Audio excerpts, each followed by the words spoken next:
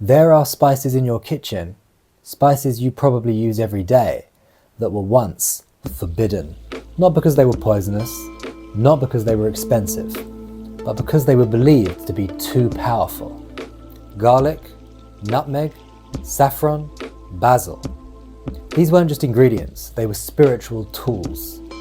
Or, depending on who you asked, dangerous temptations.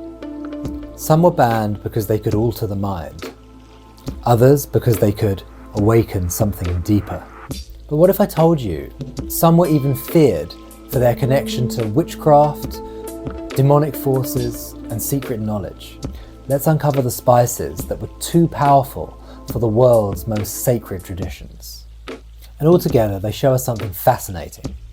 Food isn't just about taste, it's about control. Now, let's dive deeper into each one.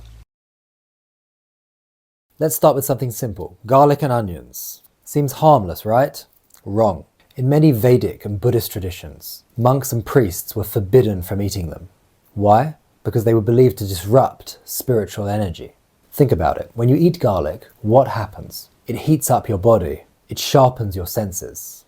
In Ayurveda, the ancient Indian system of medicine, foods are classified into 3 categories: sattvic, rajasic, and tamasic.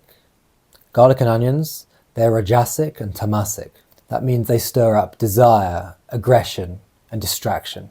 Imagine you're a monk trying to meditate in deep silence, and suddenly you feel hot, restless, and kind of irritated. That's what they believed garlic did.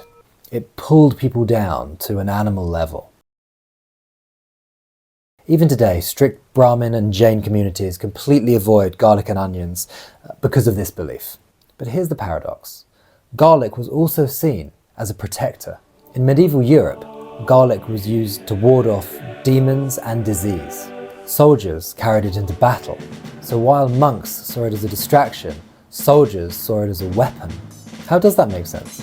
The same spice that was feared in temples was essential in battle. It all comes down to control. If you were meant to be spiritually pure, you avoided it. If you needed to survive war or disease, you embraced it. Next up, nutmeg. Seems innocent, right? A warm, cozy spice. Except for one thing. It's a psychoactive drug. Yes, nutmeg contains myristicin, a compound that, in large doses, acts as a hallucinogen. Some Sufi mystics used nutmeg in religious ceremonies, believing it helped them reach deeper spiritual states. But in medieval Europe, the Catholic Church saw nutmeg as dangerous.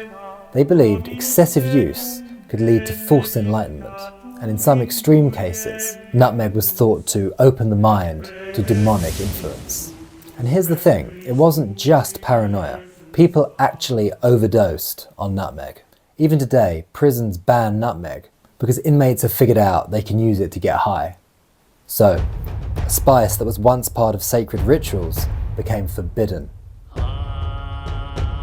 Saffron, the golden spice of the gods. Used in Hindu temples, Persian rituals, and even Catholic ceremonies. But here's the twist, saffron was also banned from certain religious orders. Why? Because it was too luxurious. Imagine you're a monk living under strict vows of poverty and simplicity. No meat, no fancy clothes, no indulgence.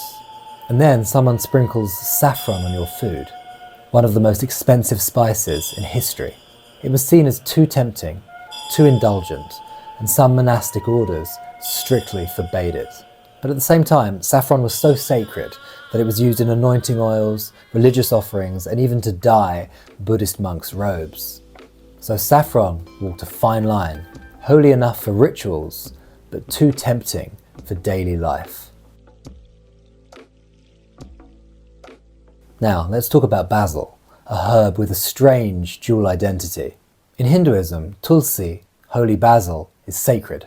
It's believed to be a direct manifestation of the goddess Lakshmi, used in prayers and purification rituals.